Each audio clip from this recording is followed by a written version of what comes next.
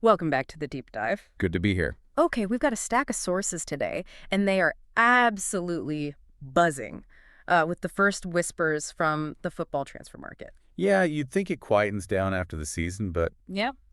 nope, not really. For some clubs, you feel like the real drama is only just kicking off now. This is where, futures get decided. Empires built or maybe taken apart. Exactly. And some pretty head-scratching stuff starts bubbling up. It's like the off-season sport, isn't it? Sifting through it all, sometimes more intense than the actual football. Huh. Could be. Every rumor, every name that gets linked tells you something, right? About where a club's headed. Or maybe their ambition. Yeah. Or maybe even a bit of desperation sometimes. Yeah. Our job is trying to read those signals in the noise. Spot on. And look, if these reports we've got are anything to go by, some of the moves being talked about, they sound absolutely massive. Yeah. Forget little tweaks here and there. We're talking like fundamental shifts, stuff that could launch teams or, well, leave them totally flat. It really does feel less like fine-tuning for some clubs and more like a full-on rebuild is on the table. Right. Let's dive straight into the biggest theme, it seems, from our sources. Manchester United and a planned, pretty dramatic overhaul. This is definitely the headline grabber. A clear signal they want to change that squad significantly. And we're not talking fringe players, are we? The sources are naming big hitters potentially up for sale. England forwards Marcus Rashford, he's 27. Jadon Sancho, 25. And Antony, the Brazilian winger, also 25. Wow. That's a huge chunk of their attack right there. What does letting go of players like that, those kinds of profiles, what does it signal beyond just needing cash or getting wages off the books? Well, it suggests a really deep dissatisfaction, doesn't it, with how the attack's working? Yeah. Or maybe how those players fit the tactical direction they want to go in now. Right. These aren't minor figures. They were big investments, part of the hierarchy, moving all three. It implies they want a totally fresh start up front. Yep. Different player types, maybe different work rates, different skills that the new setup thinks fits better.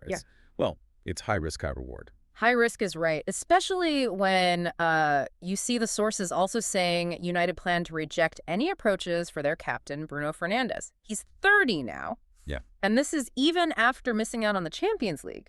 And get this, reports say Al Hilal in Saudi Arabia are really keen. They want him before the FIFA Club World Cup. And that's the fascinating flip side, isn't it? Ready to sell key attackers, but the main creative guy, the captain, nope, he stays. Or that's the plan. Anyway. Seems like it. It suggests they see Fernandes as like the absolute core, the non-negotiable piece, the guy you build the new attack around no matter how much money is offered or, the fact other clubs have Champions League football. And that Al Hilal interest adds pressure too, right, with that Club World Cup deadline? Exactly. If Al Hilal really pushes hard with that deadline looming, that could test United's resolve. Also on the potential out list, according to the sources, Tyrell Malacia. The Dutch defender, 25, he just won the Eredivisie on loan at PSV. Yeah, that one feels a bit more standard, maybe. Right. He's been away, did well, won something, so his value's up. Right. And maybe he's just not in the media plans back at United. Classic situation, really. Loan works out for the player, gets games and a medal, and for the club, they get an asset they can sell for a decent fee. Now, connect this to the manager. Sources say Ruben Amorim still has firm backing, even after that Europa League final loss. And the budget mentioned is just under $100 million for the summer. How does that figure? How does that actually stack up if you need such a big overhaul, especially if you're selling those big names? Well, the backing for Amorim, despite the final, suggests the club sees the bigger picture. Maybe the defeat was just a bump in the road, or they believe in his long-term project enough to commit regardless of that one result. Okay. That 100-meter figure. Oh. It's interesting. It sounds like a lot, but if you're replacing Rashford, Sancho, and Antony, plus maybe others, it almost certainly means those sales are essential to properly fund the rebuild. That 100 meters on its own, probably not enough to get top-tier replacements for all those guys. The sales aren't just trimming fat. They're the key, it seems, to funding the whole operation. So it paints a picture of a club maybe tearing it down and rebuilding almost at the same time, which is always a massive gamble. Absolutely. You need to get the selling right and the buying right. Yeah. Precision is key. Okay, let's shift gears. Away from Old Trafford for a bit. Look at some other interesting potential moves our sources picked up across different leagues. Sometimes the stories away from the absolute top are just as intriguing. Yeah, they often show different things, don't they? Different market pressures, different player choices. Like Jamie Vardy. Leicester City legend, 38 years old now. Reports are linking him with Valencia. in Spain. Wow. Vardy in La Liga. At 38? That's Vardy. Yeah, that's unexpected. Isn't it? It says so much about him, though. His fitness, his goal record, incredible longevity. Even if the pace isn't quite there, that finishing instinct, the football brain, clearly still valuable. So what's in it for Valencia? Proven quality, leadership maybe. Probably a short-term deal. And for Vardy, a totally new experience culturally, football-wise, right at the end of an amazing career. It's kind of romantic, actually, in the transfer world. Yeah, it is a bit. Meanwhile, another interesting one mentioned Newcastle United, apparently beating Barcelona and Real Madrid to sign an 18-year-old Spanish winger, Antonio Cordero, from Malaga. Now, that is a statement from Newcastle. Yeah. To get ahead of those two, the Spanish Giants, for a top young Spanish talent. It shows their ambition is growing. They can attract youngsters with the Premier League pull. Maybe their scouting is just quicker, more agile right now. So not one for the first team straight away. Probably not immediate impact, no. It's an investment. Securing a player who maybe, 5 years ago would have definitely ended up at the Bernabeu or Camp Nou. Right. Speaking of exciting young talent, our sources also touch on some coveted young English strikers catching the eye of big clubs. Yeah. Always a competitive market, that one. Everyone wants the next big thing up front. And the name that keeps popping up with multiple top clubs is Liam Delap. He's 22 at Ipswich Town. Reports say he's had talks with both Chelsea and Manchester United. Right. Why Delap? With those clubs seemingly planning big attacking changes already? Well, Delap fits a certain profile, doesn't he? Young, English, physically strong. He's scored goals at a good level, even if it's not the Premier League yet. Okay. For clubs like Chelsea and United, who've maybe struggled for that consistent goal threat from a number 9, he offers potential. He's not the finished article, which makes him, maybe more attainable than a superstar. But he's got the raw tools, and being English adds value for squad building, maybe future resale too. Yeah. The fact both those clubs are apparently interested tells you how highly rated he is as a potential future striker. And just quickly, another young forward getting attention, Lorenz Hutchinson, 17, from Leicester City. Nottingham Forest are apparently monitoring him. Yeah, Hutchinson's even younger, obviously. A much longer-term prospect. Forest watching him, that's pretty standard stuff for clubs. Keeping tabs on promising academy kids elsewhere. Hoping to nab them early. Exactly. Maybe get them before they properly break through at their current club or before the price tag goes through the roof. Shows how wide the net is cast for talent ID, even for players years away from senior football. Now, it's not always about players moving to big clubs, is it? Sometimes the biggest news is when a player decides not to move. Definitely. A commitment can be as significant as a transfer. And our sources flag up Victor Gyökeres, the Swedish striker, 26 years old. Apparently, his uncle mentioned that Victor decided during a family dinner, to turn down both Manchester United and Arsenal this summer. He's staying at Sporting.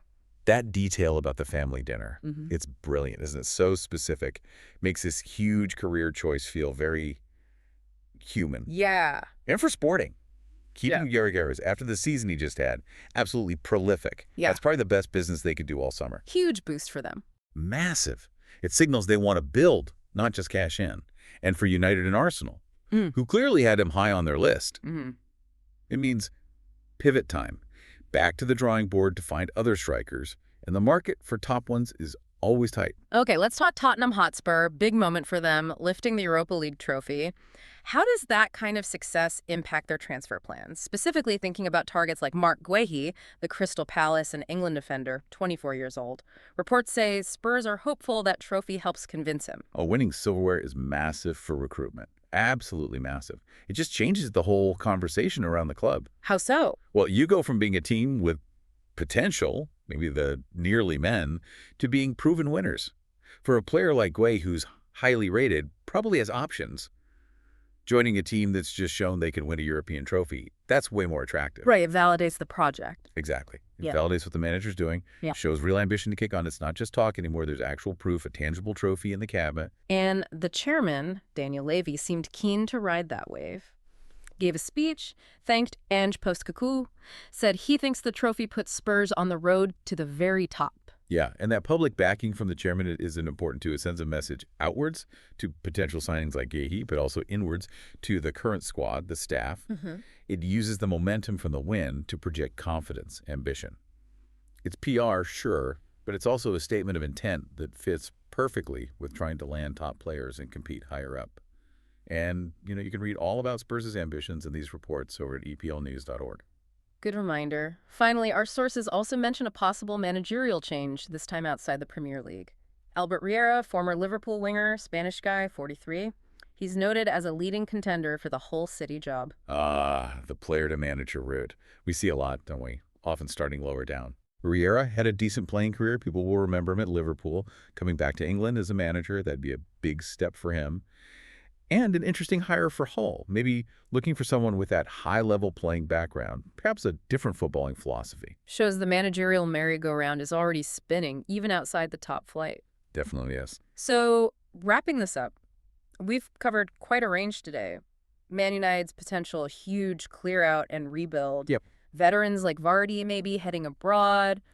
Big clubs battling for young talent like Delap and Cordero. Yeah, no, that race for youth. Key players like Gyökeres deciding to stay put. Big commitments. Spurs using their trophy win to attract targets. Leveraging success. And former players like Riera stepping into management. It's a real whirlwind, isn't it? Every bit of news, every little rumor. It's not really isolated. It's all connected. How do you mean? Well, one club's decision directly impacts another club's options, right? Player wants clash with club budgets. It's this constant negotiation between tactics, money, personal ambition. Absolutely. And when you pull back and look at all these updates together, like we've done from these sources, it's clear this isn't just idle chat. These are the first moves, the early plans being laid down. They'll define next season's landscape. Some will turn out to be genius moves. Others, maybe not so much. It feels like this period now, this uncertainty and potential change, this is where the real strategic game is played, long before a ball is kicked. Couldn't agree more. This is where seasons can be shaped. And remember, you can find all the news reports we've discussed today laid out for you to read, make up your own mind over at eplnews.org. So considering everything we've just gone through, the clubs looking to sell big names, the scramble for young players, those making firm commitments, the ones building on success, it leaves you with a pretty big question, doesn't it? Which clubs are actually making the kind of smart, decisive moves right now that suggest they are genuinely setting themselves up to compete at the very top next season? And on the flip side, who might be taking gambles that could backfire, maybe lead to a tricky transition period? It's a fascinating puzzle, isn't it? And all the pieces are still moving around. Indeed they are. Something for you to think about as the summer unfolds. Thanks for joining us for this deep dive into the football gossip sources. Yeah, thanks for listening. And don't forget, you can read the news we talked about and keep track of all the latest reports yourself over at eplnews.org.